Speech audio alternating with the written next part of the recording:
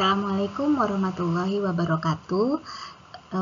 Hari ini kita jumpa lagi dengan materi tentang emosi.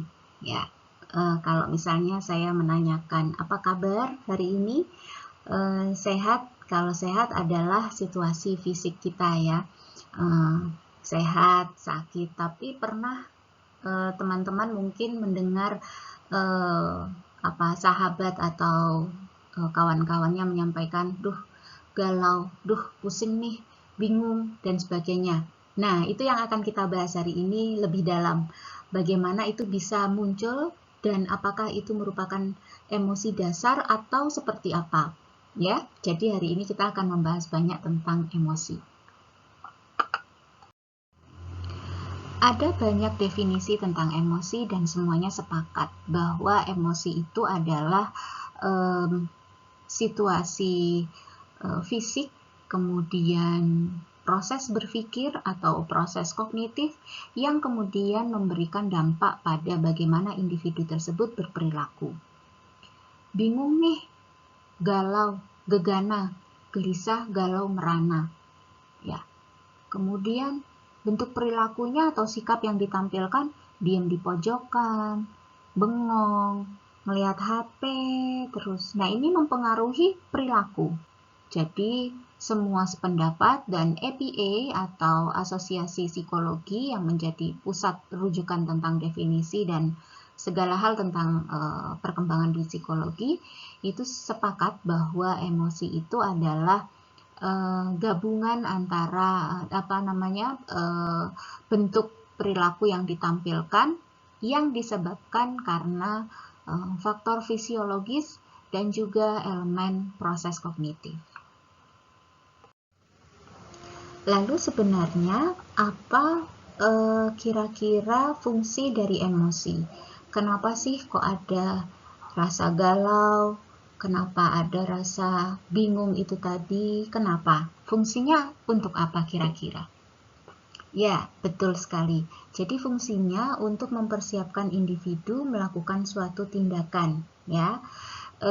Sehingga individu kemudian bisa memperkirakan bentuk perilaku yang tepat bila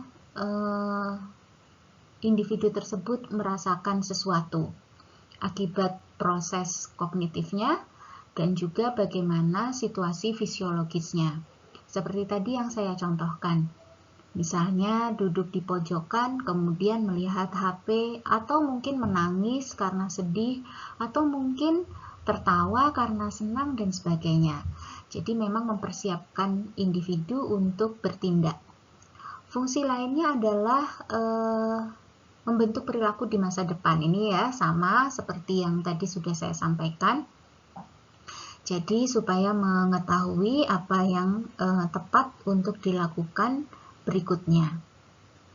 Dan membantu berinteraksi secara lebih efektif pada orang lain. Jadi memang emosi itu perlu ada ya, sehingga kayaknya malah justru bingung dan aneh kalau individu tersebut tidak memiliki emosi. Nah, ini ada beberapa hal yang memang seringkali menjadi pertanyaan kawan-kawan di psikologi. Jadi ada beberapa penamaan emosi ya. Jadi di Indonesia sendiri ada beberapa hal emosi yang memiliki nama-nama tertentu, atau juga ada yang sulit sekali diterjemahkan secara tepat. Ya, nanti kita lihat contoh-contohnya. Contohnya Sanderford, Jerman. Ya, dia adalah bentuk emosi perasaan menyenangkan melihat orang lain mengalami kesulitan. Nah, ini gimana ya bentuk emosinya yang khas ada di Jerman ini. Jadi kalau di kita senang lihat orang lain susah melihat orang lain senang. Julid. Nah, jadi julid itu termasuk salah satu emosi ya yang bisa kita kaji dengan pendekatan psikologi. Itu menarik sekali kalau misalnya dilakukan penelitian. Kalau nggak salah Bu Cleo sempat meneliti tentang julid sepertinya, seingat saya. Hagai, perasaan sakit hati yang tidak dapat dihindari dan diwarnai oleh frustasi. Musuh dari Tahiti, menolak memenuhi permintaan yang tidak masuk akal dari seseorang. Nah, jadi ada beberapa penamaan emosi dan itu bisa nanti dicari di sumber online ya, bacaan-bacaan pop yang banyak bertebaran di dunia maya, di sumber referensi maya. Yang paling penting di sini adalah kita perlu memahami bagaimana konsep-konsep tentang emosi itu. Yang pertama dari James Lane. James Lane ini sendiri menyampaikan bahwa emosi itu memang terjadi karena keadaan fisiologis yang muncul, dan itu karena faktor lingkungan, jadi rangsangan dari lingkungan. Reaksi fisiologis, ya, setiap emosi itu punya serangkaian yang berbeda-beda. Takut, deg-degan, denyut nadinya cepat, atau mungkin grogi. Nah, bisa mengatakan grogi itu seperti apa? Itu kan susah sekali susah sekali dikalimatkan gitu ya, grogi itu. Tapi kita bisa melihat bahwa dia grogi karena ada beberapa tanda-tanda. Misalnya keluar keringat dingin atau tangannya saat dipegang dingin sekali. Terus bolak-balik pergi ke kamar mandi.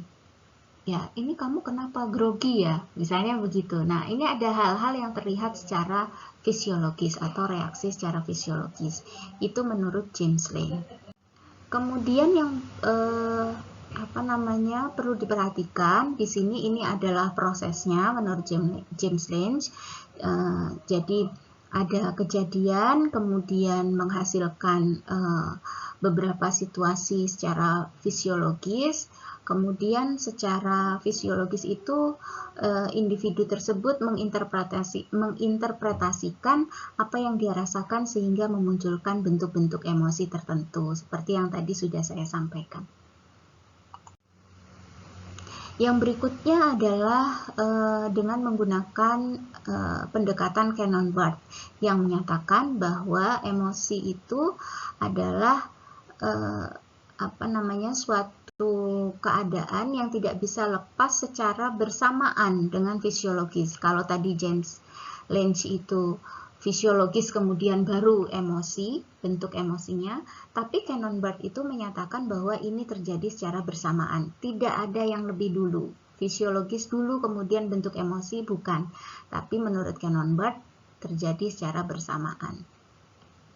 Ini dinamikanya, jadi bisa kita perhatikan dan bisa kita pahami dengan mudah ya, bagaimana kejadian itu juga secara bersamaan muncul bentuk emosi tertentu dan secara bersamaan juga memunculkan bentuk fisiologis tertentu.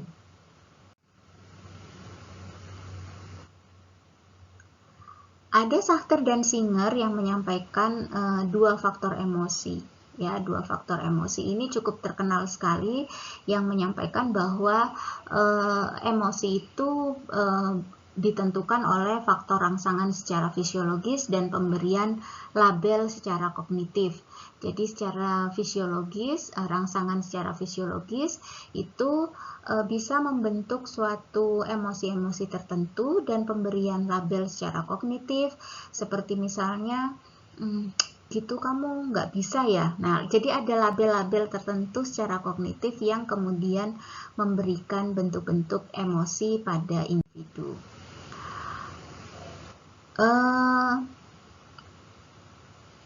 Berikutnya adalah budaya. Keterkaitan antara budaya dengan emosi. Banyak sekali sinyal-sinyal baik itu nonverbal ya, sinyal-sinyal nonverbal yang tidak disampaikan secara lisan itu antara satu budaya dengan budaya yang lain itu ditafsirkan berbeda. Contohnya saja seperti di sini yang saya contohkan, bentuk perilaku berciuman antara lelaki adalah hal yang umum di Yaman. ya. Kemudian ciuman diaman ini mencontohkan bukan yang ciuman yang intimate, bukan, tapi cipika-cipiki begitu, biasa itu terjadi di Yaman. Tapi kemudian kalau misalnya kita contoh lainnya ya, kalau misalnya kita menggunakan jempol gitu, misalnya wah bagus gitu ya, jempol gitu, oke, sip gitu, tapi tidak begitu dengan di Yunani. Jadi budaya-budaya seperti ini memang penafsirannya berbeda-beda antara satu daerah dengan daerah yang lain, sehingga budaya itu erat sekali kaitannya dengan emosi. Yang perlu dipahami berikutnya adalah tentang emosi dasar. Sebenarnya emosi dasar itu apa saja sih? Bentuk emosi dasar itu.